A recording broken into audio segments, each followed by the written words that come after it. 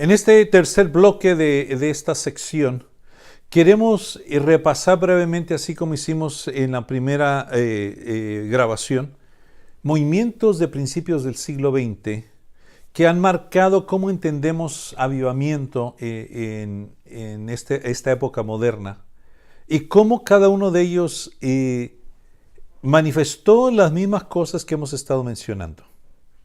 Entonces, había ciertos moveres espirituales en esas reuniones de avivamiento en Estados Unidos. Al fines del siglo XIX hablamos del tercer despertar espiritual en Estados Unidos.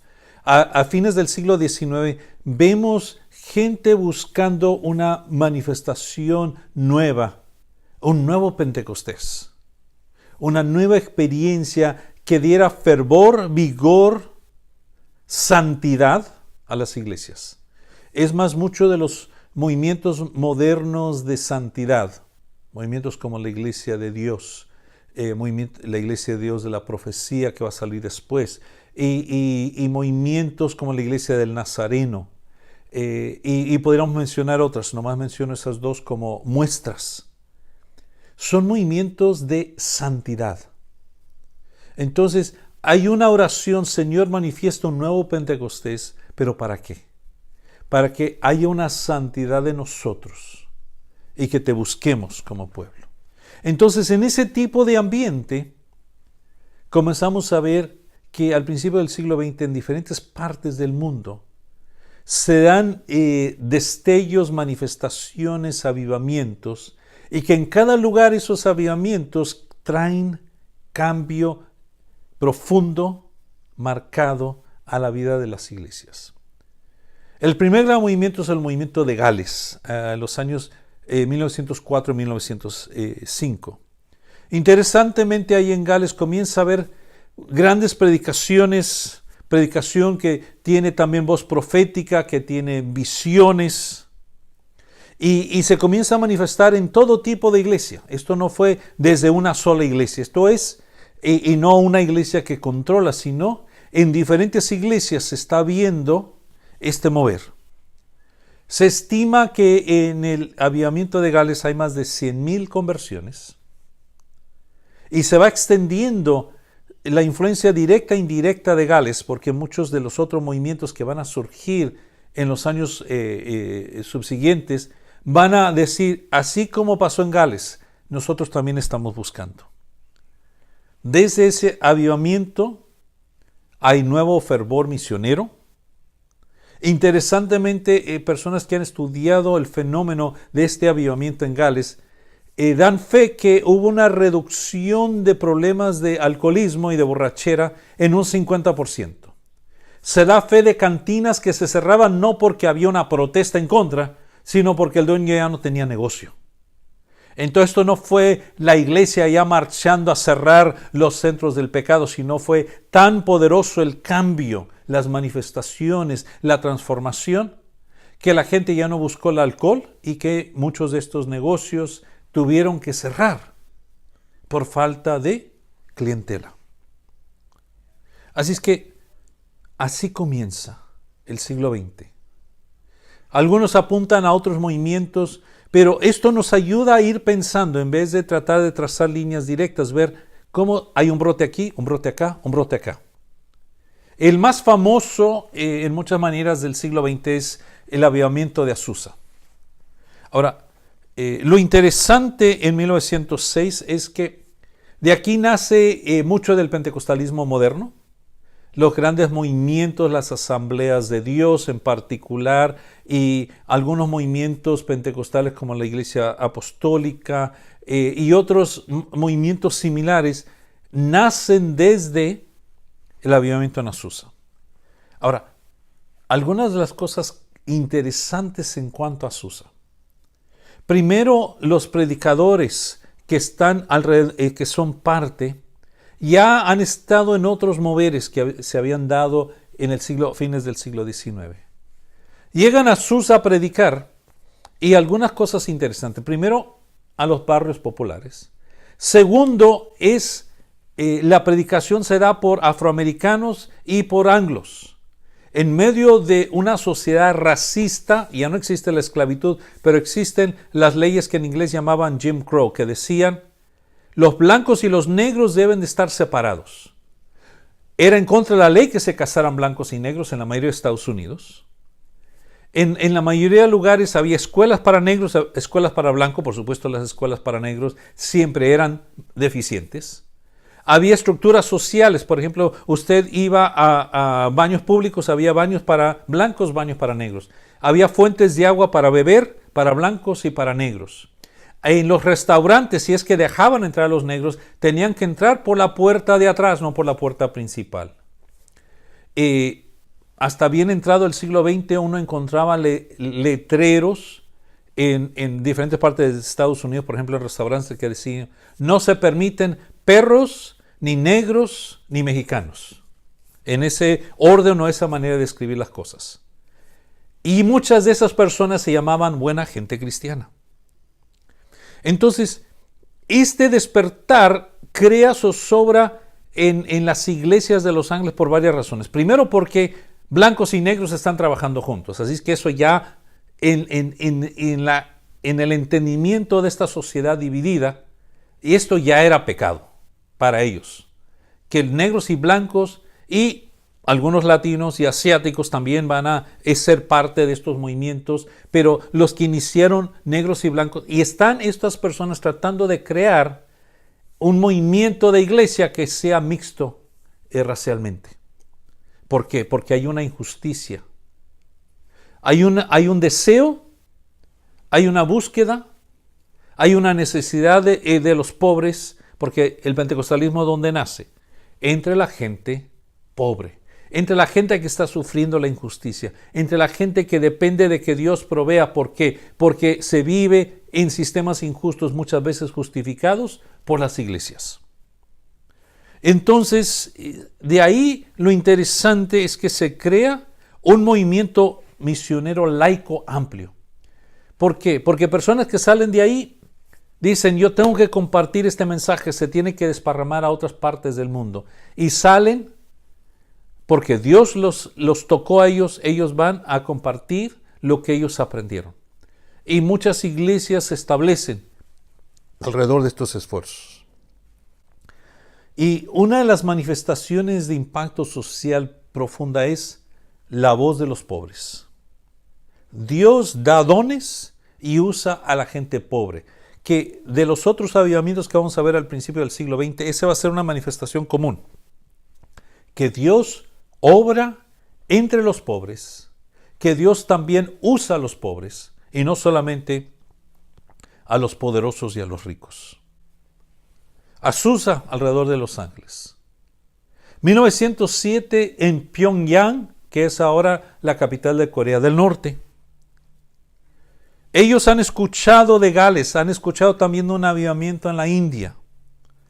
Y comienza en un seminario presbiteriano, interesantemente. ¿Y qué manifestaciones claves? La predicación y el llamado a la confesión de pecado.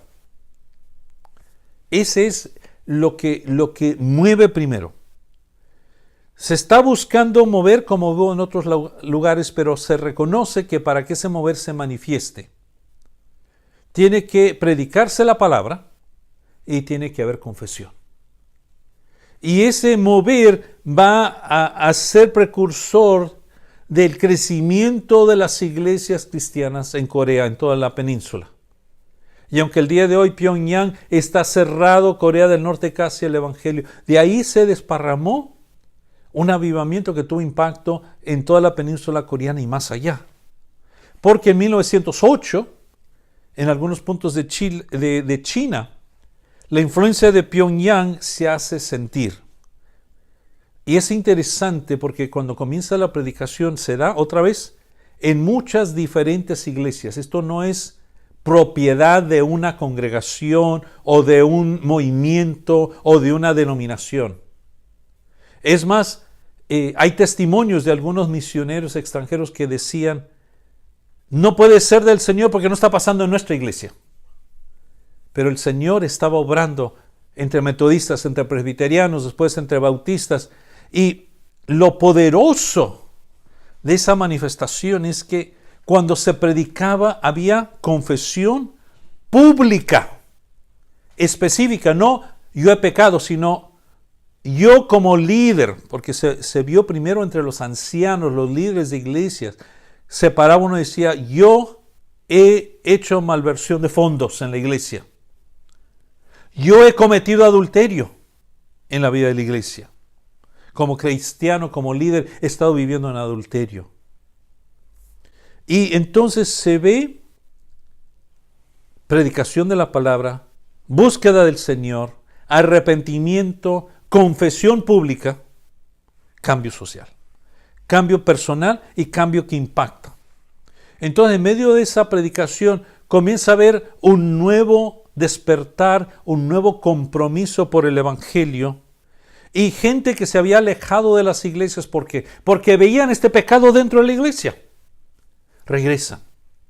Y entonces se levanta un nuevo fervor espiritual que se manifiesta otra vez en la iglesia preocupada por las estructuras injustas de la sociedad china.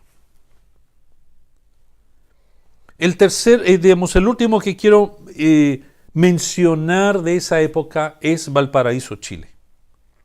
Otra vez, para 1909, cuando comienza el avivamiento en Valparaíso, ya han escuchado de estos otros moveres.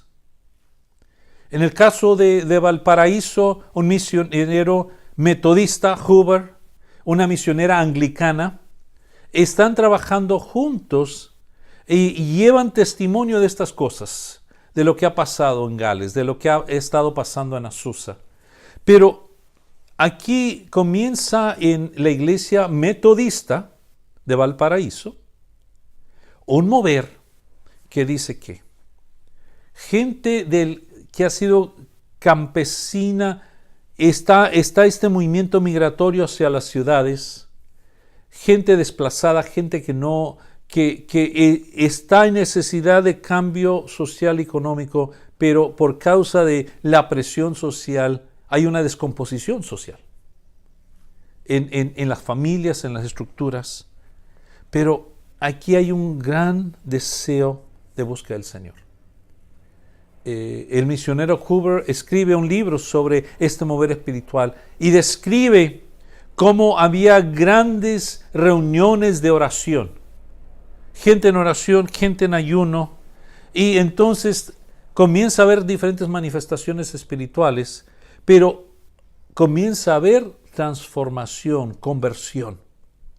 Primero una manifestación dentro de la vida de la iglesia, pero luego una manifestación que se extiende en la predicación del Evangelio a otras personas, y un cambio, primero un cambio de conversión en gente quebrantada, gente que está luchando con alcoholismo, hombres que han sido abusadores de sus esposas, de sus niños, situaciones de injusticia que se han estado dando dentro de la pobreza.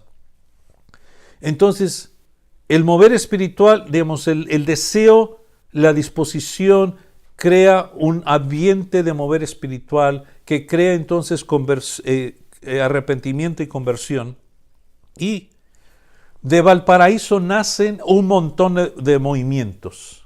Ahora, muchos se dieron por divisiones. Hay que reconocer que muchas veces los evangélicos no crecemos por multiplicación, sino por división.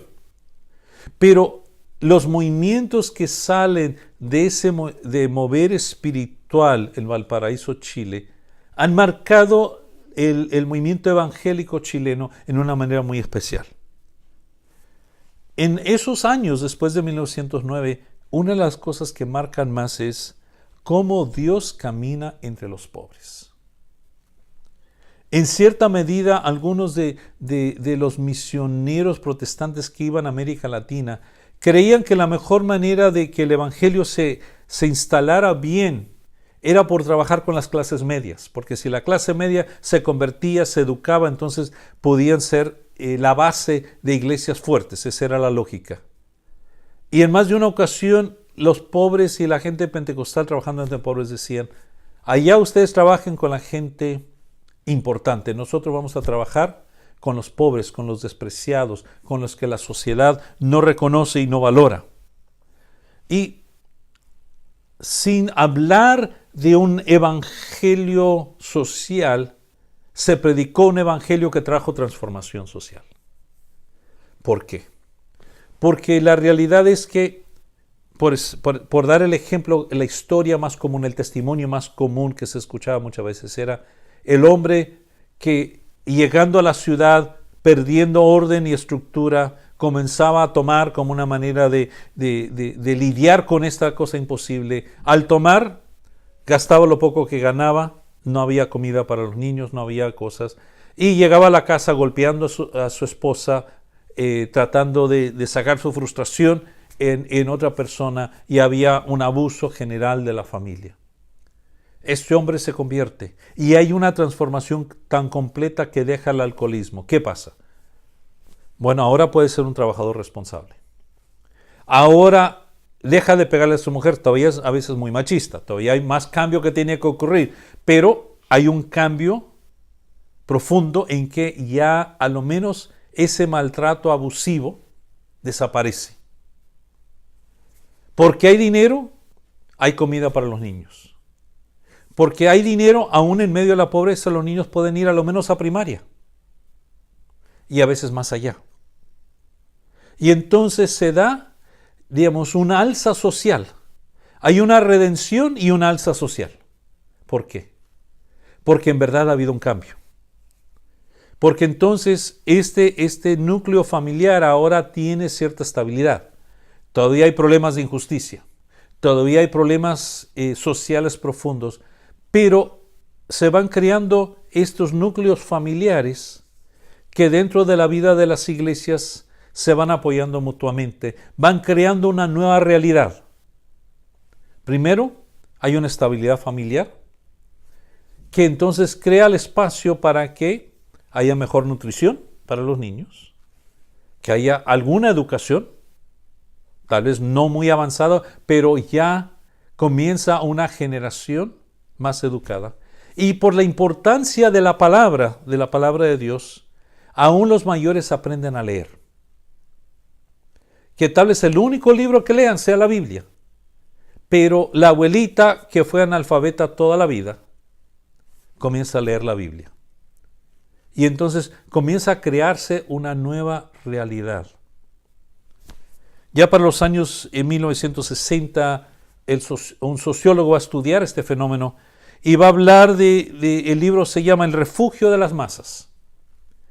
Él hubiera querido que hubiera otros cambios sociales, pero él tiene que confrontar el hecho de que estas iglesias que salen, especialmente Valparaíso, estas iglesias pentecostales, han sido un refugio para las masas, para los pueblos que están viniendo a la ciudad. Encuentran apoyo social, encuentran familia, encuentran un mensaje de esperanza, encuentran un espacio donde el pobre, cuando el Señor transforma su vida, también puede ser líder, también puede ser pastor, donde en otras iglesias solo el educado, solo el que tiene títulos puede ser pastor.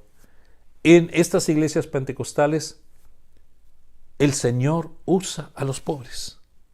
El Señor transforma la vida, las estructuras sociales familiares y comienza una transformación de la sociedad chilena en particular, pero a otras manifestaciones similares que se van a dar en otras partes de América Latina y también en otras partes del mundo, más adelante en África, en partes de Asia. Entonces, estos movimientos marcan lo que va a pasar en el siglo XX y entrando ahora al siglo XXI. Porque estos movimientos modernos son los que más recordamos, son los que más nombramos. La pregunta es, ¿qué nombramos de esos movimientos? Porque vamos a ver en la sección número 3, cuando llegue a esa sección, que una de las preguntas que nos hacemos o una de las problemáticas que confrontamos es que muchos se acuerdan de los moveres espirituales y enfocan en eso. Y se les olvida de las transformaciones, del arrepentimiento, de la conversión y de un cambio social profundo.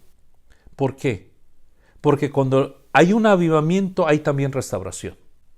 Cuando de veras es avivamiento, más que una manifestación singular de mover espiritual. Cuando hay avivamiento, se ve la predicación de la palabra, se ve el arrepentimiento, se ve la confesión, la disposición a decir, este es nuestro pecado, y la conversión, y esa conversión trae cambio profundo en las personas convertidas, los manda al mundo, transforma su entorno social y crea cambios que tienen impacto más allá de ese mover específico y ese momento específico que transforma la vida social del entorno donde se dan estos movimientos. Así es que en la siguiente sección vamos a ver más a fondo algunas de las características de estos movimientos y de restauración, aunque ya hemos repasado brevemente, y la invitación a ustedes preguntarse el cambio, la transformación. Cuando vaya viendo, y espero que haga el tiempo para analizar más a fondo algunos de los movimientos que hemos mencionado, especialmente los modernos, porque estos modernos marcan los moveres del siglo XX, y de eso vamos a hablar más adelante. ¿Qué es la transformación que se da? Puede buscar qué manifestaciones espirituales, tremendo, pero qué cambios se dan en la vida de la gente y en el entorno en que esa gente vive. Para gloria de Dios, entonces sabemos que hubo avivamiento, porque hay restauración y hay un renovado compromiso a la misión de la iglesia. Busquemos avivamiento.